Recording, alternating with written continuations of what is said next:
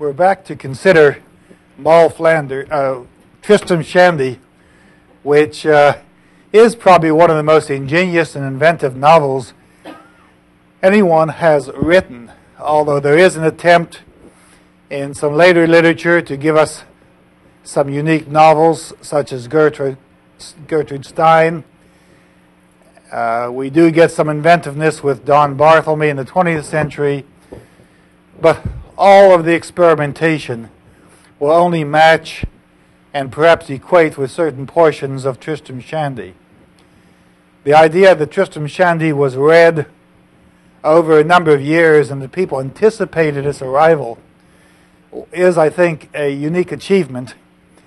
And to discover that the novels became more and more interesting and anticipated other novels or other sections of the novel is one of the interesting study points of 18th century literature. What I'd like to do today is try to understand how inventive this novel really is, how exploratory it is, and how far a reach it has in terms of the Greases, in terms of its attitude toward government and religion, economics, education, the arts, and social behavior. What I would like to do, I think, is this. I'd like, first of all, to talk about some of the characters. Who are they? What do they think? What kind of life has Sterne put into his characters?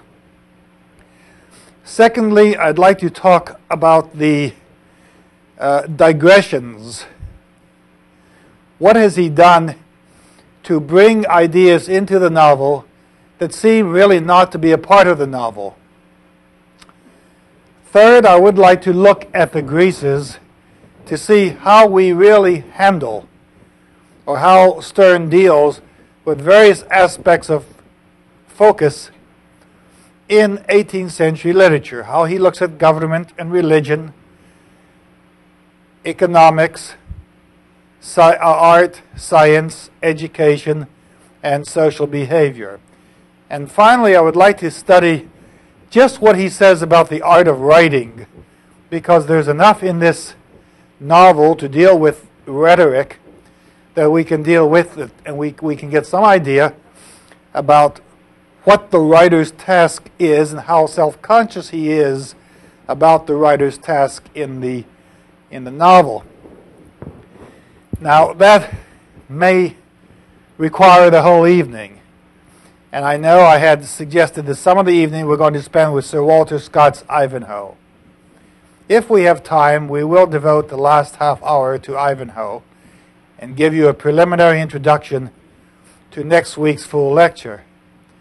But I would like to explore Tristram Shandy and move into some of the properties of this novel that seem to help us understand its reach, its originality, and its application in the 18th century with ideas that I think have relevance even today. The first thing I'd like to do, I'm going to put this on the pad, is to look at Walter Shandy as a personality. And on this sheet, I've indicated the subject I'm going to deal with, the chapter, or the book, and the chapter this particular item may be found in, and the page that you can find it in the Norton edition. If you don't have the Norton edition, then we're going to have then you'll just have to search around, but you do have the chapter. Now, the first figure we have to look at is Walter Shandy, because this is really a study of character. Not only is it a study of character as it develops in a Lockean fashion, but there's a certain sensibility to these characters. These characters are generous to each other. These characters are generous to a fault. The generosity of the characters, the belief that people can be nice to each other, can benefit each other, can look out for each other, can tolerate each other's idiosyncrasies and hobby horses, is a sensibility that we might call sentimentalism. And we can spend a great deal of time dealing with what was known as the sentimental drama in the 18th century, the sentimental novel. But basically, I'd like to talk about the nature of sensibility. So while I'm talking for a few moments, can we just hold on to this so members of the class can copy down some of these items? First of all, on page 49, we have Walter Shandy's concern for his brother Toby. And he says, Tristram writing says, "My father, I believe, had the truest love and tenderness for my uncle Toby that ever one brother bore towards another, and would have done anything in nature which one brother in reason could have desired of another, to have made my uncle Toby's heart easy in this or any other point. But this lay out of his power." Now, that's almost a triumphant statement. Here we have the sensible thing. Here's someone who can do anything you want to do, who will do anything he would do, who can do everything he can, but what does Tristram say? It is out of his power to do so. And why is that? It's because in this world of planned curricula, projected capabilities, studied analysis of behavior and education, the world is essentially chaotic. No matter what you plan, no matter what you believe you want to do, no matter how you want to do it, it won't happen. And so we get this very interesting statement. Now, we know that Uncle Toby, even though he is tender toward Walter, while he's tender toward Uncle Toby, he also has a propensity to argue in such a way that very few people will listen to him. Turn to page 416 in volume 8. It's really a rather interesting statement. And of course, the way it's said is superb. I want to show you, because there is the joy of reading this book is partially the surprises one evokes from the literature itself. And Tristram writes this in chapter 34, page 416. He says, "My father had such a skirmishing, cutting kind of a slashing way with him in his disputations, thrusting and ripping and giving everyone a stroke to remember him by in his turn, that if there were 20 people in company, in less than half an hour, he was sure to have every one of them against him." What did not a little contribute to leave him thus without an ally was that if there was any one post more untenable than the rest, he would be sure to throw himself into it. And to do him justice, because Tristram's not going to leave his father, who's doing so well, and to do him justice, when he was once there, he would defend it so gallantly, this point he was supporting, that 'twould have been a concern either to a brave man or a good-natured one to have seen him driven out.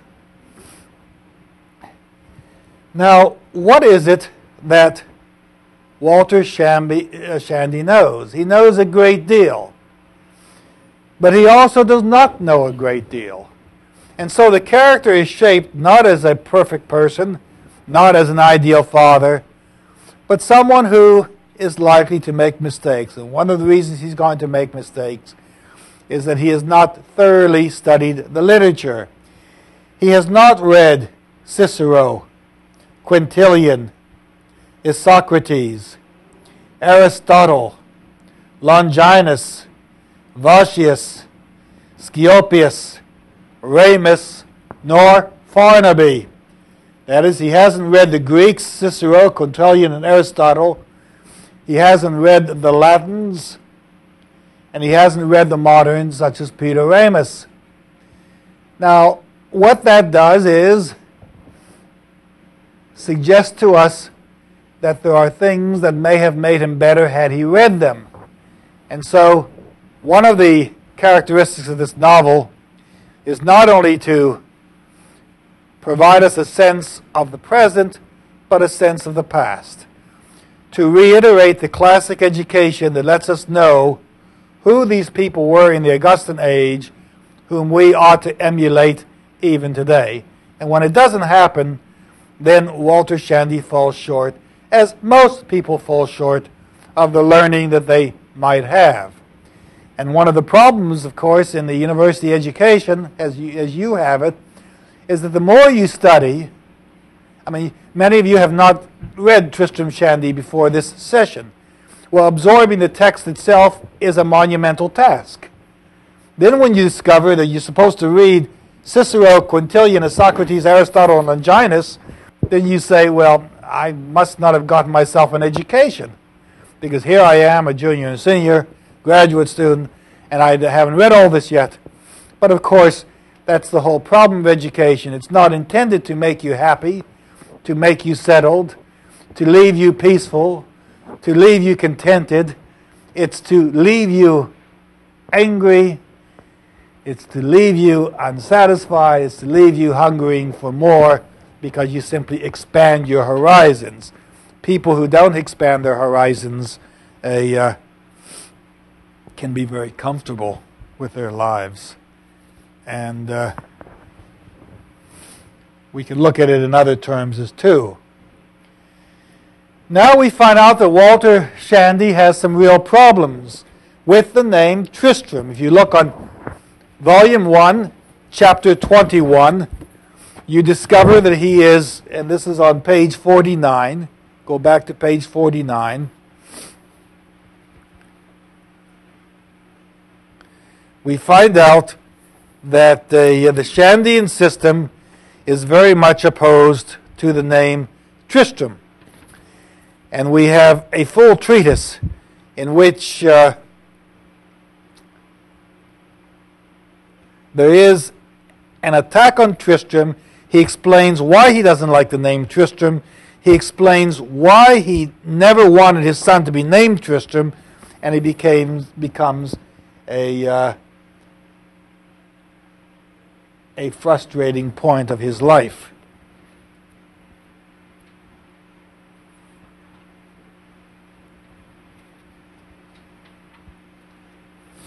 All right. We discover at one point that Walter Shandy is a person capable of bearing suffering. If you're capable of bearing suffering, people are going to feel for you. And this is part of the sensibility. We know that people must suffer. The world is not meant for people to live it entirely in a peaceful way. Gibbon tells us in The Decline and Fall of the Roman Empire, which was written in 1776, and this was 1759, so it's about 17 years later. Gibbon says that the reason Christianity spread throughout the world was that people engaged in this mortal coil, this life of suffering, dreamt and discovered that they could have peace and happiness after death. And what a brilliant idea that was for people who in this world otherwise were suffering. Now if you turn to page 198 in your text, to Book 4, Chapter 2, you'll find out the nature of Walter Shandy's suffering. Now we're going to come back to a lot of this because there are other episodes I want to discuss. But if you look on page 198, we have this discussion by Tristram Shandy. My father lay stretched across the bed as if the hand of death had pushed him down for a full hour and a half before he began to play upon the floor with the toe of the foot which hung over the bedside. my Uncle Toby's heart was a pound lighter for it. In a few moments his left hand, the knuckles of which had all the times reclined upon the handle of the chamber pot, came to its feeling. He thrust it a little bit more within the valence, drew up his hand, and my father, my good Uncle Toby, with infinite he's having this conversation with Uncle Toby, but in the meantime he stretched across the bed because, among other things, he has witnessed his son being born with a broken nose. He's realized that at the baptism the son's name was switched from Trismegistus to Tristram, and so he says at chapter 3 in the bottom of 198, "Did ever man, brother Toby," cried my father, raising himself up upon his elbow and turning himself round to the opposite side of the bed where my Uncle Toby was sitting in his old fringed chair with his chin resting upon his crutch. "Did ever a poor unfortunate man, brother Toby," cried my father, "receive so many lashes?" "The most I ever saw given," quoth my Uncle Toby, who's now sympathetic with his brother, ringing the bell at the bed's head for Trim, "was to a grenadier, I think, in Mackay's regiment." Here is Uncle Toby suffering, claiming he suffered lashes, wanting to earn the sympathy of his brother, begging for the sympathy of his brother, and Toby, whose hobby horse is war, remembers a soldier who received lashes in battle. And so he turns to another subject, but by the same token, the equation is made. Uncle Toby suffered, the soldier, the grenadier, suffered, and consequently the two of them together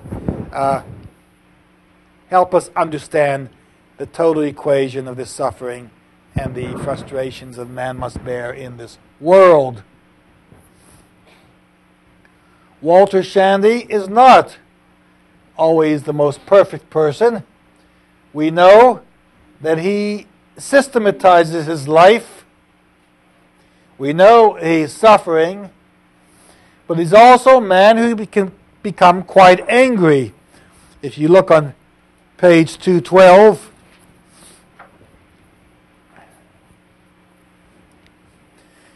Uncle Toby has learned that, Walter Shandy has learned that Susanna made a mistake, and instead of telling the minister that the name was Trismegistus, mentioned it was Tristamgistus, and in the baptism the gistus fell off and the name remained Tristram.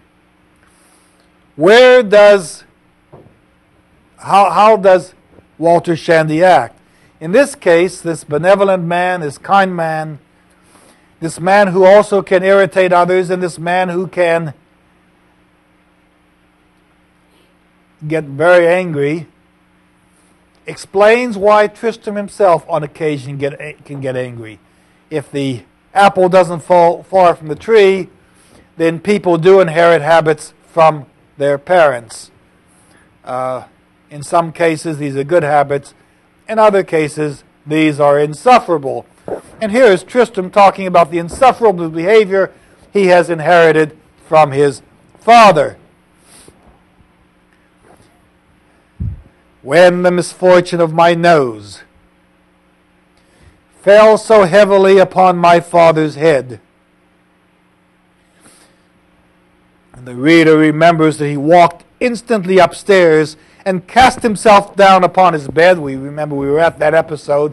Now we're coming back to it. We keep coming back to these episodes in this technique, in this novel.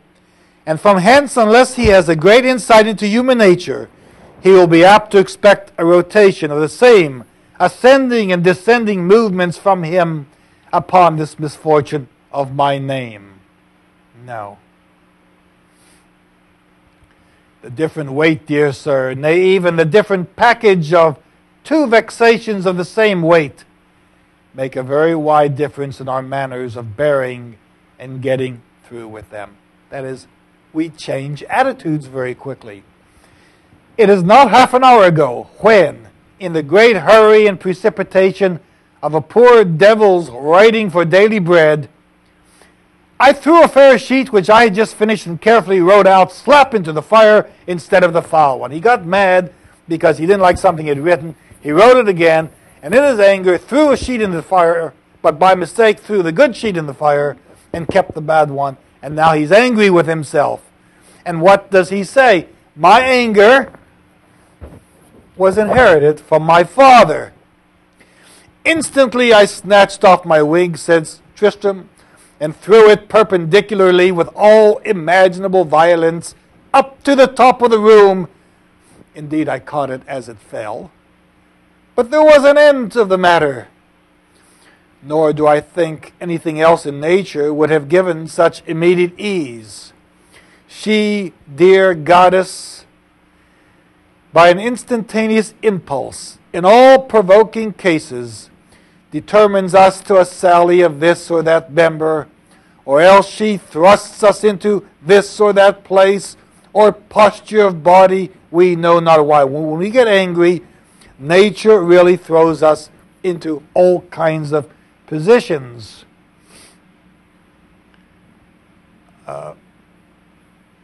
And this he gets from his father.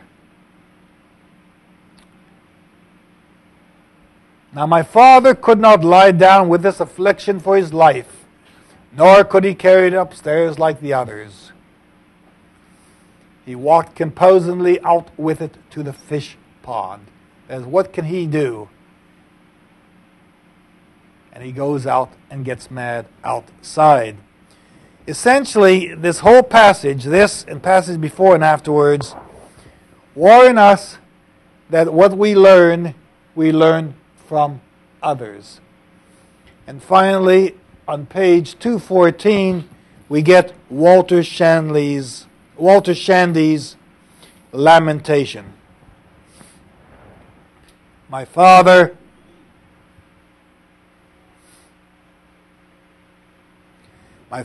was returned from his walk to the fish pond and opened the parlor door at the very height of the attack, just as my Uncle Toby was marching up the glasses. My father hung up his hat with the same air he took it down, and after giving a slight look at the disorder of the room as Uncle Toby is trying to work out these war maneuvers, he took hold of one of the chairs which had formed the corporal's breech, and placing it over against my Uncle Toby, he sat down in it. And he says on the top of 215, I see it plainly that either for my own sins, brother Toby, or for the sins of the follies of the Shandy family, heaven has thought fit to draw forth the heaviest of its artillery against me, and the prosperity of my child is the point upon which the whole force of it is directed to play. Now here we have literally a disjointed and disjunctive set of affirmations of Walter Shandy's conduct. And what you have is not a linear understanding of how a person should behave, but a series of stops and starts in such a manner that you formulate over a period of pages, over 9 books, a real appreciation of how human beings actually act. And so Walter Shandy, through this multivariate approach to his personality, where he says things, people observe things about him, Tristram feels sympathetic with him because he knows why he gets angry, as his father gets angry, you get a fully rounded character. And I dare say that there are not a lot of characters in modern literature who come out with such a rounded picture as Walter Shandy. I'd like now to move to another character, and that is Uncle Toby, and see what Uncle Toby looks like. And here are some passages that I've selected. Now, some of you have also selected passages, and if you're at West Houston Institute. I've been getting your papers and reading them. Thank you. I would like to hear your comments. Several people are at North Houston. I'd like to hear their comments. And Miss Lightfoot and Miss Vanek and a few other people have been calling who are watching this on television, and I get your comments. If I've failed to point out certain characteristics of Uncle Toby, of Walter Shandy that you have observed, if I fail to point out certain characteristics of Uncle Toby that you have observed, feel free to comment, because that's what we're all about. Even though the nature of the television apparatus makes it somewhat difficult. You aren't used to interrupting Oprah Winfrey. First of all, we understand that Uncle Toby has a real tough problem. He has been wounded in the groin, and that wounding laid him up for 4 years until he decided, as we said last week, it's time to get up and go about your business. If you turn to page 48, you get the actual wounding.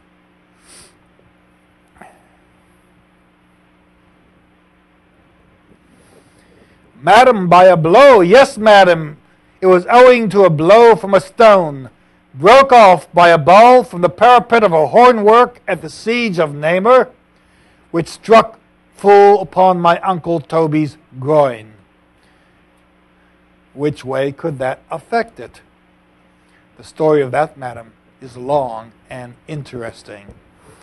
Well, it does become long and interesting. It extends from Book 1, Chapter 21, page 48, all the way to Book 9, when the widow Wadman wants to know whether Uncle Toby is capable of making love and therefore capable of being the husband she needs. And when Uncle Toby finds out what she's interested in, we discover that he is no longer interested in her. Actually, we discover almost by the second book that Uncle Toby is never going to marry the widow Wadman. But remember, the second book came out 7 years before the 9th book. And so, people are waiting 7 years to discover what that episode is that Lawrence Stern is warning them about. This monumental event is going to come about, and it takes until the 9th volume for it to happen. If you look on page 56, you get the nature of this wound. Now, there's, of course, nothing funny about the wound. A wounding in the groin is a major problem in Hemingway's works. And The Sun Also Rises, where one's impotency becomes a frustrating business. But Uncle Toby sees the wound as a mark of valor, just as Trim sees his knee's injury as a mark of valor. But and we'll come to that episode eventually, where we see a very big difference between, Uncle Toby says to Trim later on, your knee must pain you, it's a terrible wound. And Trim gets all excited, he says, yes, it's a terrible wound. And Uncle Toby says, but mine is more terrible. And they start comparing wounds, and obviously one is far more severe than the other. The nature of the wound on page 56, we see.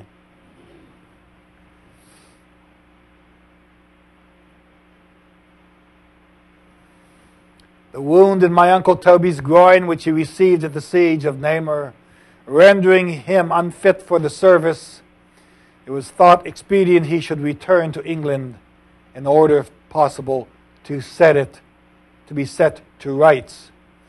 And then we get some scientific information about what was injured, the os pubis.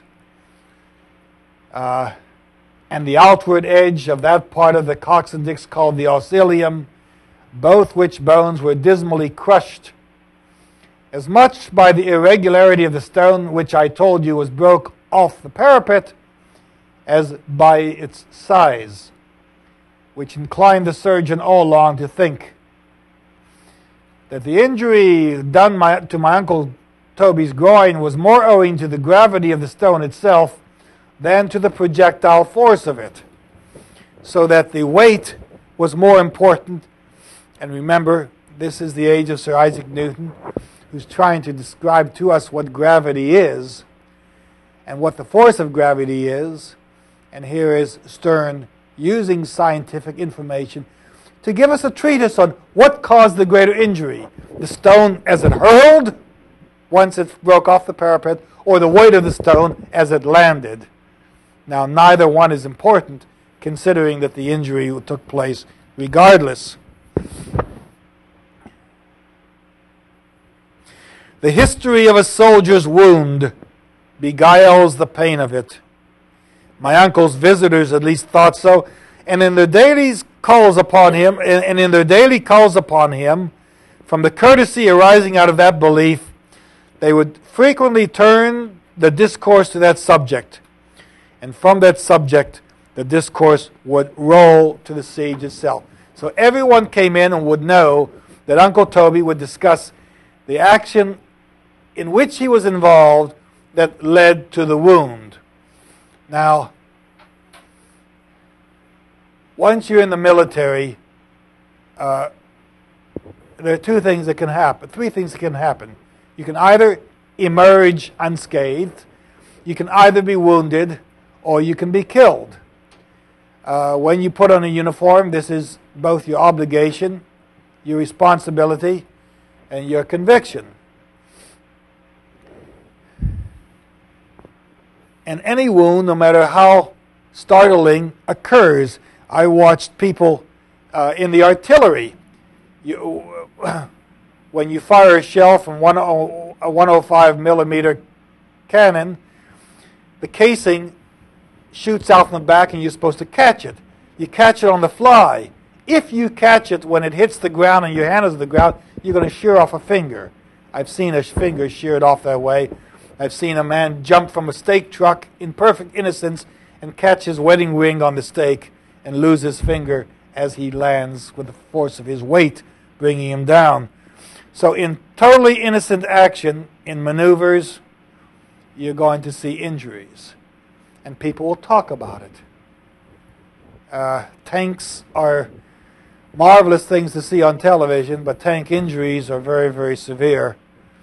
And a lot of people end up in the hospital who are involved with tanks. So that when you realize that these injuries, while there is a point of humor to Uncle Toby's wound, and there is a point of injury that he has received, these phrases that Tristram gives us give us insight into Uncle Toby. There's a reality to being a soldier, and people will be talking about this injury and meeting with him and discussing it, and the circumstances of the injury during his lifetime.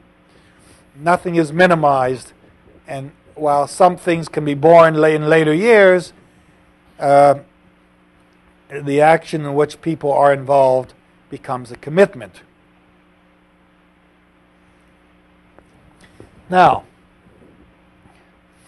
we find on page 73 that Uncle Toby has a philosophical nature. What is his philosophical nature?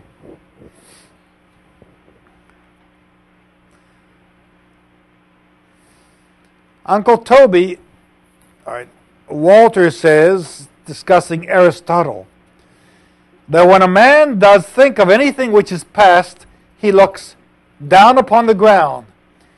But when he thinks of something which is to come, he looks up toward the heavens. Interesting statement. Why do we look down on the ground when we're talking about mortal things and look up to heaven when we're thinking of ideas and hell, let me see about this idea. That wasn't too bad of a problem we had today. We kind of solved it. You look down. My Uncle Toby, however, is not the philosopher that Walter Shandy is. Toby thinks of neither, for he looked horizontally. Right in, quoth my Uncle Toby, muttering the two words low to himself, and fixing his eyes, insensibly as he muttered them, upon a small crevice formed by a bad joint in the chimney piece. Why would Uncle Toby look sideways? I don't know any more than you do, but I've got a guess. Now, you tell me why Uncle Toby looks sideways, anyone? Okay, this is Rothman's hypothesis on why Uncle Toby looks sideways. When I was in the military and I was involved in night action, I discovered that you could not see the end of the barrel in front of you at night. Now, I had grown up in a lot of war movies where at night American soldiers behind battlements could see enemy 500 yards out and could take a pot shot and kill them, with one shot. It was really amazing. But my discovery when I was in night firing was that you couldn't see anything. And so we were taught that all you have to do is put a round of shells in your rifle and you shoot one to your left, one closer, one in the middle. You shoot 8 shells in kind of a frame. The fellow sitting next to you is supposed to do the same thing. So he covers part of your fire area, and I cover part of his. And so if everyone shoots 8 shells in a row, and you keep doing that, it doesn't matter whether anyone's in front of you, they're not going to make any headway. You see? So I think that Uncle Toby, who knew artillery, and of course the artillery range is the same way. You set up batteries, and you kind of fill in everyone's range, and everyone overlaps everyone else's range, and by overlapping you're going to be sure that you protect yourself and you're able to conquer your enemy, or at least keep them down. So I think that Uncle Toby is looking both ways because he knows how to cover his right and left flanks, and how people next to him are also going to protect him, and how everyone looking sideways will form a decent battery. Sound reasonable? Okay. So when you take a little sentence in Tristram Shandy and expand it, you can develop into a 3-page paper, 12-page paper, just on why you can't look right and left. But Uncle Toby is not a visionary, obviously. And we know he's not a visionary, but we find out he has a dual nature. Number one, he's very kind to a fly. He's not going to kill anything he doesn't have to kill, even though he's a soldier. Now, a soldier is obliged only to kill to protect himself, but never to kill when he doesn't have to. This is one of the lessons of warfare. You ought to be able to treat prisoners. If you don't have to kill a person, you shouldn't have to kill him, but you can take prisoners. And so we have the fly episode on page 81 that tells us what kind of person Uncle Toby really is.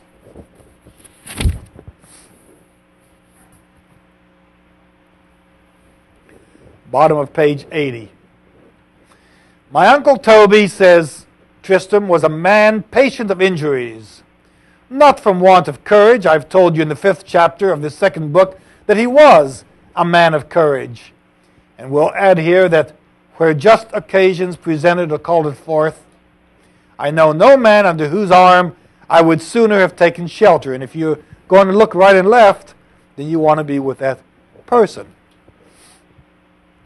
Nor did this arise from any insensibility or obtuseness of his intellectual parts.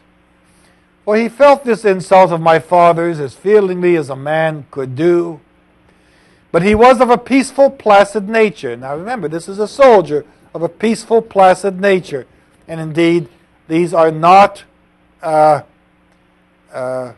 antithetical. You can be a soldier and you can be a man of peace. Because what you're doing is protecting others. And we'll add here that where just occasions presented, or we'll go on to, for he felt this insult, but he was of a peaceful, placid nature. No jarring element in it, All was mixed up so kindly with him in him. My Uncle Toby had scarce a heart to retaliate upon a fly. Go, says he one day at dinner, to an overgrown one which had buzzed about his nose and tormented him cruelly all dinner time, and which after infinite attempts he had caught at last as it flew by him. Obviously he's very good at looking right and left. Otherwise you can't catch that fly that fast as he does. I'll not hurt thee, says my Uncle Toby, rising from his chair and going across the room with the fly in his hand. I'll not hurt a hair of thy head. Go, says he, lifting up the sash and opening his hand as he spoke to let it escape. Go, poor devil, get thee gone. Why should I hurt thee? This world surely is wide enough to hold both thee and me. I suppose this is one of the reasons why military action has to be the last resort, because the world should be big enough to hold all of us.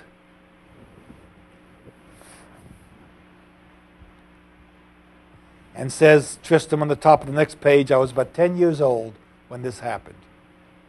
Ask yourself what you were doing when you were 10 years old. What impressed you yourself? What impressed your mind? What at the age of 10 you will never forget again?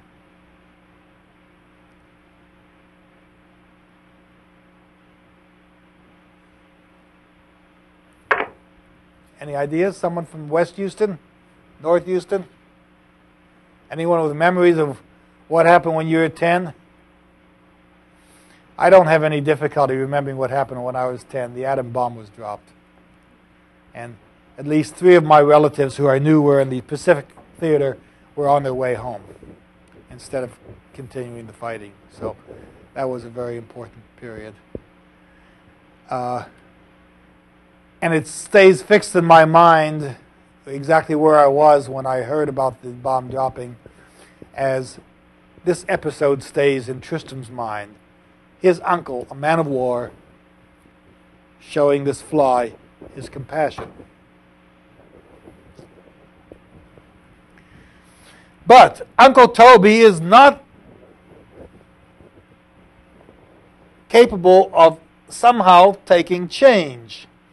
When he discovers that Dunkirk is being dismantled and the war is over, what is he going to do? Now, mind you, he was wounded around 1695. He's discussing the wars, 1698. He's discussing the war as it goes through 1704, and the war finally ends in 1713. And in 1713, the bill that allowed the end of the war was the Treaty of Utrecht. Now, he's devastated by the treaty. The war is over. What is he going to do? How is he going to experience these adventures? Because he and Trim have been tracing these military battles, have been reenacting them on this rood and a half of land on which these escarpments and these battlements have been recreated, and now the war is over. What's he going to do? By the way, the war being over, we see from the perspective of Uncle Toby as being a disaster. From the standpoint of England, the Tories found it a disaster because the Whigs claimed the Tories gave up too much land, too many pieces of property they had acquired from the Spanish and the French. And so the Whigs accused Bolingbroke and Harley, ministers under Queen Anne, of treason. Bolingbroke had to flee to France. Harley was sent to the Tower for 2 years. And the Treaty of Utrecht gave England control of Gibraltar. I've mentioned that before. They sit on Gibraltar today. It gave them trading rights to India. It gave them trading rights to French America. And it gave them trading rights to Spanish America. So it wasn't a bad deal when you look in perspective.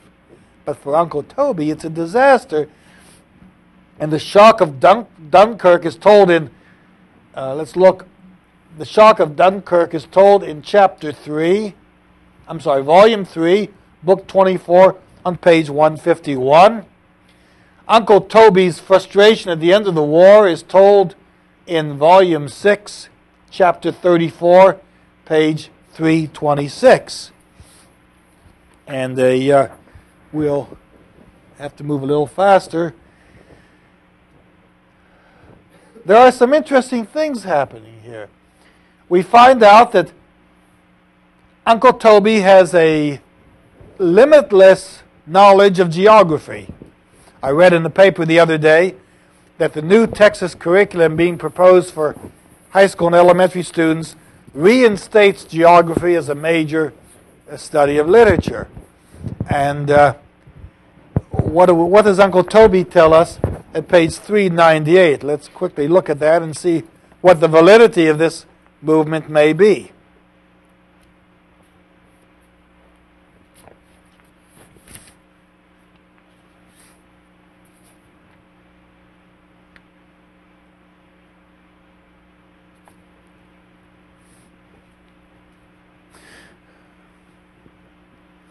What business, says Trim, has a soldier to know anything at all of geography?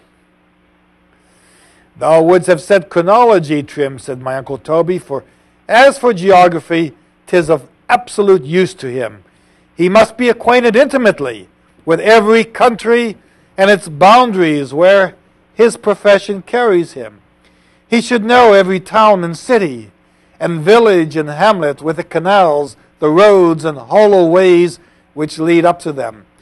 There is not a river or a rivulet he passes, Trim, but he should be able at first sight to tell thee what its name is, in what mountains it takes its rise, what is its course, how far is it navigable, where fordable, where not. He should know the fertility of every valley, as well as the hind who plows it, and be able to describe it, or if it is required, to give thee an exact map of all the plains and defiles, the forts, the acclivities, the woods, and morasses through and by which his army is to march. He should know their produce, their plants, their minerals, their waters, their animals, their seasons, their climates, their heats, their cold, their inhabitants, their customs, their language, their policy, and even their religion.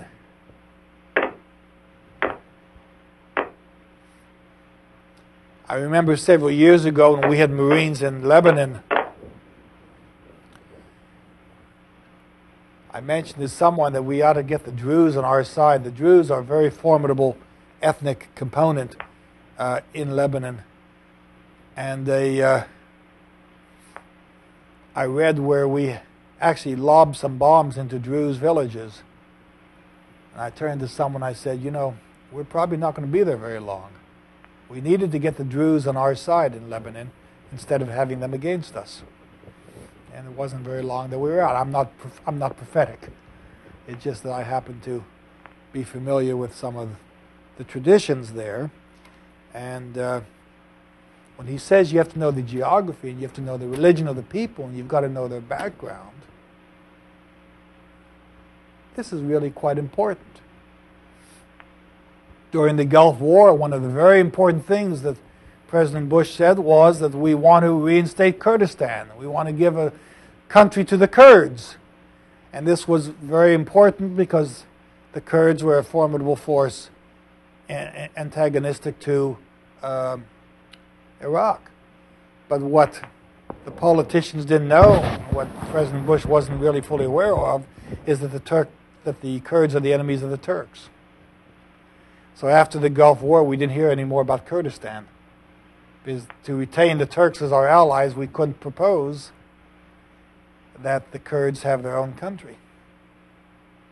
Now, obviously, there are one thing in wartime polemics and another in peacetime realities. And I'm not condemning anyone. All I'm saying is that here is Uncle Toby telling us, let's know the religion of the people we're working with, we're fighting against, we're fighting with. Let us know the country, the geography, the marshes. One of the names mentioned in this novel is the name of Charles the 12th. Charles the 12th was a very famous Swedish general who conquered Northern Europe and then decided that he was going to go into Russia and fight Peter the Great. He was the first one to go into Russia, and the first one where Russia pulled the policy of always moving backward into the cold until winter came. And when winter came, Charles's armies were unable to withstand the Russian winter, and they were defeated. Napoleon made the same mistake, and Hitler made the same mistake, going into Russia for the... I mean, unbelievable. In the 18th century, the 19th century, the 20th century, 3 dictators, all of whom have the same... Well, Charles is considered the 18th century Hitler. Napoleon wasn't considered Hitler by the French, obviously. But he was considered anathema when he chose to become emperor.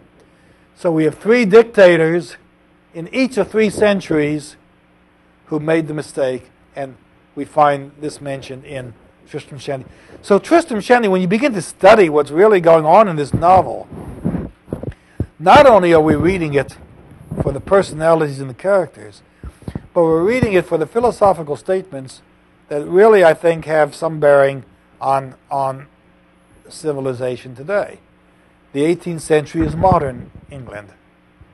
The 18th century is the modern period, and we're still in this modern period, and we're only 250 years away. Look at this other events that we discover. We find that the knowledge of gunpowder is very important.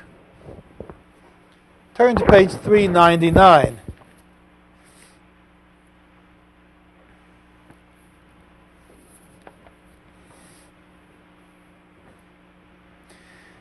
This is a history of when does gunpowder come up. Well, the history says that gunpowder occurred in Europe around the year 1380, and the Chinese always claimed that they had gunpowder at least several hundred years before the West, and Uncle Toby says they're just trying to embarrass us with that statement.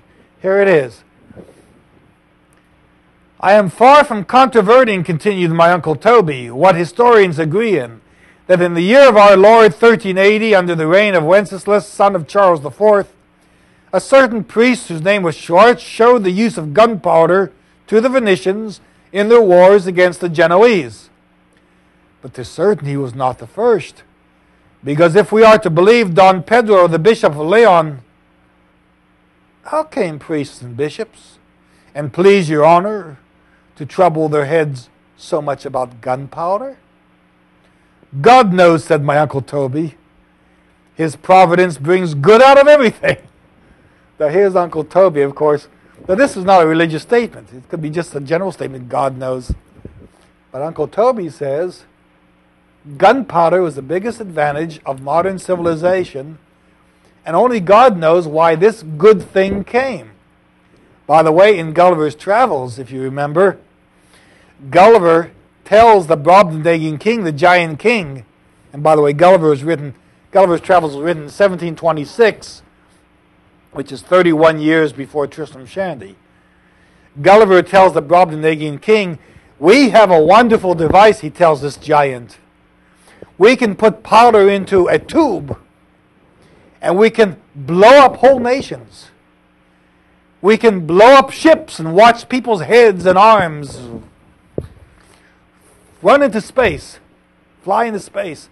And the Brobdingnagian king, who is a giant and doesn't need gunpowder, looks at Gulliver and says, what a sniveling, terrible, offensive creature man must be to have to survive with such terrible inventions. But here's Uncle Toby, who's a military man. He says, yeah, it's better than bows and arrows. At least you don't have to be close by when you do all your damage. This is what God gives us, and it's a gift. I had mentioned to someone that I think there are 3 inventions that have changed the psychology of the world. I was discussing this with a Russian friend of mine, And I said, the printing press is one, because it changed the sensibility of the world and gave all people the opportunity to communicate and learn and be on equal terms. Now, I don't care whether you're talking about electronic mail, email, or whether you're talking about the printing press, that's still the same advantage. The second was the steam engine, because it allowed man to work without labor. And the third major invention, I assume, is the birth control pill, because it enables women now to plan their own lives and to control their lives. It allows them a judicious measure by which they can determine when they should bear children or not, and when they will be tied down or not, when they can pursue careers or not. And to some extent, this reality has changed certain even biblical perceptions. And the Russian said, oh, those are very interesting inventions. I think you're right. He said, but there is one more you've forgotten. I said, what's that? He said, gunpowder. He said, gunpowder made the equation where weak nations and strong nations could be equal. By the way, in a much more terrible light, I heard that mentioned on TV not long ago when people were discussing teenage gangs and the necessity of people, why some youngsters were carrying guns to school. And one youngster said that he was always being beaten up by someone larger than he, and the gun made them equal. He said he wasn't going to touch him again. This larger boy wasn't going to touch him again. And so a very frightening reality has been drawn from this this discovery. And Uncle Toby talks about gunpowder. God knows, said my Uncle Toby, his providence brings good out of everything. And he avers in his chronicle of King Alphonsus, who reduced Toledo, that in the year 1343, which was full 37 years before that time, the secret of powder was well known, and employed with success both by Moors and Christians, not only in their sea combats at that period, but in many of their most memorable sieges in Spain and Barbary.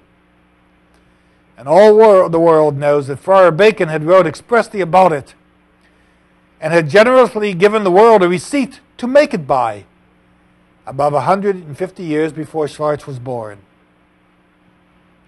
And that the Chinese, added my Uncle Toby, embarrass us, and all accounts of it still more, by boasting of the invention some hundreds of years even before him. They're a pack of liars, I believe, cried Trim. Trim always tries to protect Toby. They are somehow rather deceived, said my Uncle Toby, in this matter, as is plain to me from the present miserable state of military architecture among them, which consists of nothing more than a fosse with a brick wall without flanks. They can put up a wall, a barrier, but they don't know how to protect their flanks. They don't know how to look from the right to the left.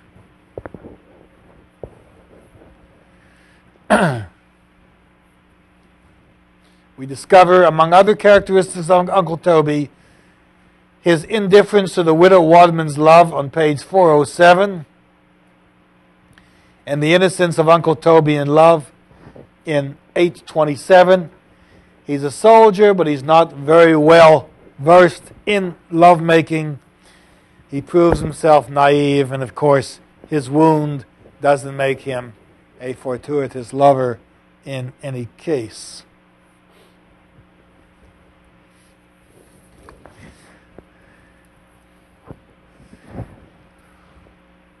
We're not going to have time today to talk about all these issues. Corporal Trim, who is James Butler, we find on page 68 and continuously a knowledge of Trim's character.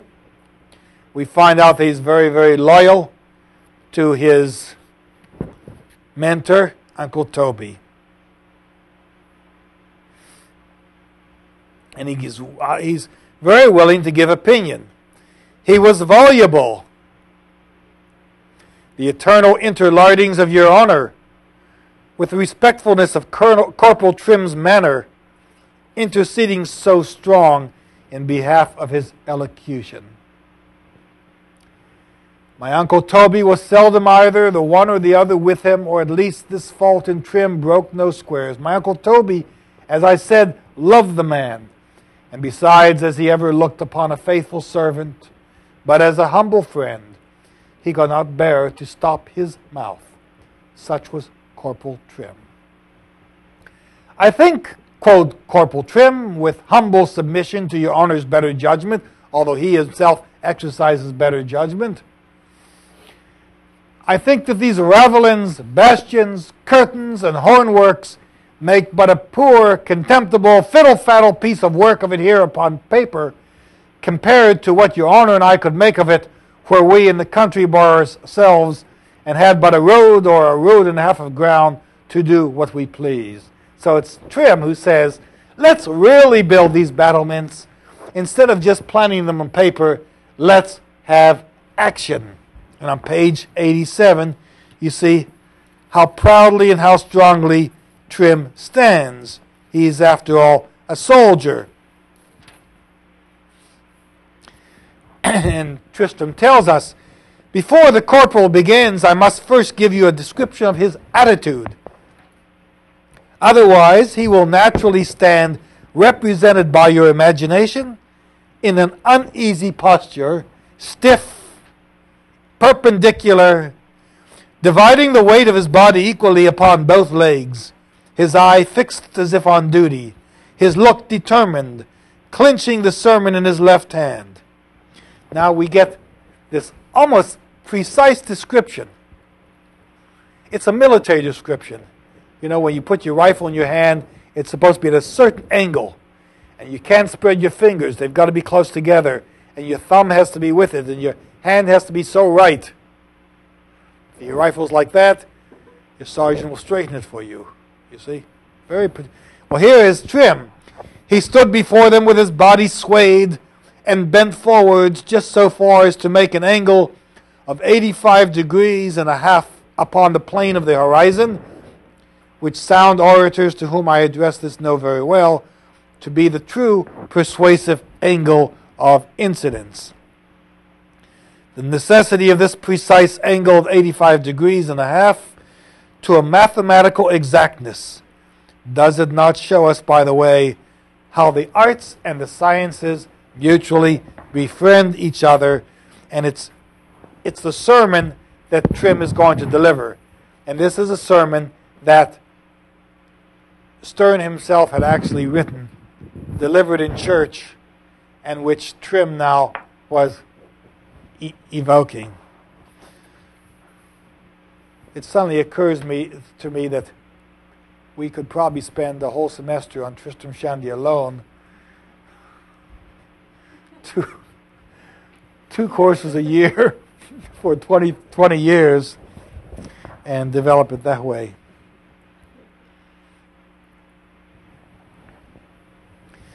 We have Trim's knowledge of a love affair with a popish clergywoman, a Beguine, whom he is somewhat attracted to. And then we have a very interesting statement. What would happen, or what will happen, when Trim dies? That is, this is one of the few characters we get where we actually learn what people may think when he dies. Of course, he's not going to die, but the question is, what happens to mortality?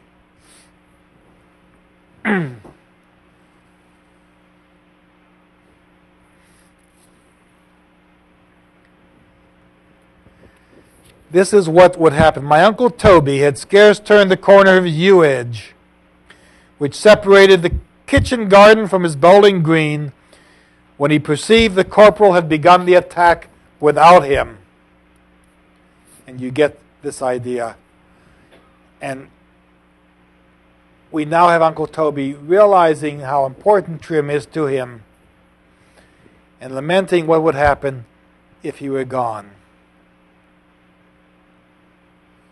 Tread lightly on his ashes, ye men of genius, for he was your kinsman. You can hear the military funeral and hear the 21-gun salute. Weed his grave clean, ye men of goodness, for he was your brother. Not just a corporal, not just someone who served under you, but your brother in service. O corporal, had I thee but now that I am able to give thee a dinner and protection, how would I cherish thee? Thou shouldst wear thy Montreux cap every hour of the day and every day of the week. And when it was worn out, I could purchase thee a couple like it. But alas, alas, alas, now that I can do this in spite of their reverences, the occasion is lost, for thou art gone. Thy genius fled up to the stars from whence it came, and that warm heart of thine, with all its generous and open vessels, compressed into a clod of the valley. Where I shall see thee, faithful servant, laying his sword in scabbard with a trembling hand across his coffin, and then returning pale as ashes to the door, to take his mourning horse by the bridle, to follow his hearse as he directed thee, where all my father's system shall be baffled by his sorrows. O Toby, in what corner of the world shall I seek thy fellow? And he goes on. Well, it's kind of interesting. The next chapter, of course, talks about Corporal Trim and Toby working along together. But here we have the death of Trim without Trim's ever dying, in a novel with a series of digressions, many of which are never completed. And while we know that Trim will die, it's not going to happen in the course of this novel, but we already understand how we're going to deal with it. We talked last week a little bit about the midwife, and I'm not going to get into that, but I do want to spend a few moments with Mrs. Shandy.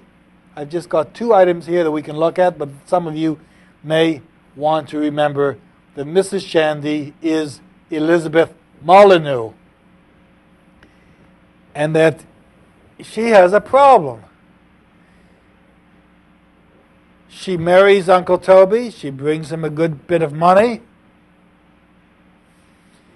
And he guarantees that she will have an annuity when he dies in addition to what she has brought him. He makes a generous commitment to her. But she wants to be in the city. She wants to have this baby in the city. And Uncle Toby, Walter Shandy agrees in their marriage agreement that they must come together in the city once. Let's look at this episode on page 29 and see what happens.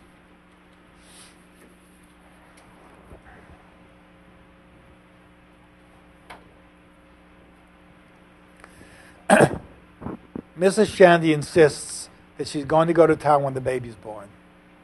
But she realizes she must be fair to her husband. She's a generous soul, all too generous. And look at that episode on page 29. In 3 words, my mother was to lay in if she chose it in London. By the way, is that 3 words? Page 20. In 3 words, my mother was to lay in if she chose it in London. I guess the 3 words are to lay in. But Tristram can never give us anything in 3 words. But in order to put a stop to the practice of any unfair play on the part of my mother, that is, she wants to be fair to my father, which a marriage article of this nature too manifestly opened the door to, and which indeed had never been thought of at all, but for my Uncle Toby Shandy, a clause was added in security of my father, which was this: that in case my mother hereafter should at any time put my father to the trouble and expense of a London journey upon false cries and tokens, if this was a false labor, that for every such instance she should forfeit all the right and title which the covenant gave her to the next turn, but to no more, and so on, in effectual manner, as if such a covenant betwixt them had not been made. Now, how do you read that? Does that read that if she has a false labor and goes to town, then the next time she must stay in the country? Then if she has a labor pains again, she goes in the city, and the next time has to come back to the country? Is that the way you read it? Or does she forfeit all further? Yes. Right. If she falsely had labor with one son, then if she had to have the baby, she would have to have it in the village for that baby. But you know, she wouldn't be able to go back to London until she got pregnant the next time. That's what I understood. That's probably the way it has to be. Let's look at one other character, the character of Dr. Slop, on page 74. And that goes on and on. That 74 FF just means we go on and on and on and keep reading.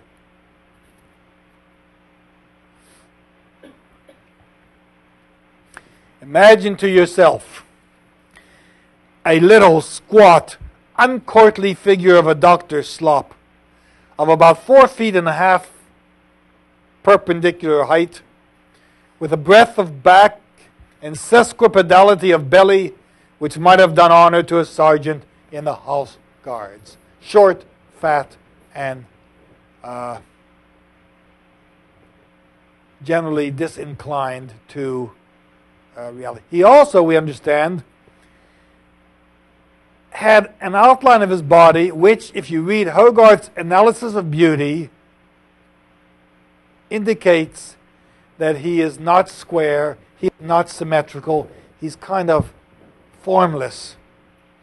He moves in a S form. Hogarth said that all bodies, all pictures are not symmetrical. They are divided by rhythms of S's that separate divisions of the picture and give it a symmetry, that give it a balance and give it proportion, but don't give it an exacting symmetry. So if you want to study more extensively the nature and personality of Dr. Slop, you can read from 74 on. Now, we're going to stop at this moment and take a 10-minute break. And then what we're going to do, I'm going to discuss the Greases with respect to Tristram Shandy, and then go into a discussion of the digressions. So thank you. And would you just sign a roll sheet so I'm sure I know everyone who's here, and we'll continue. Thank you.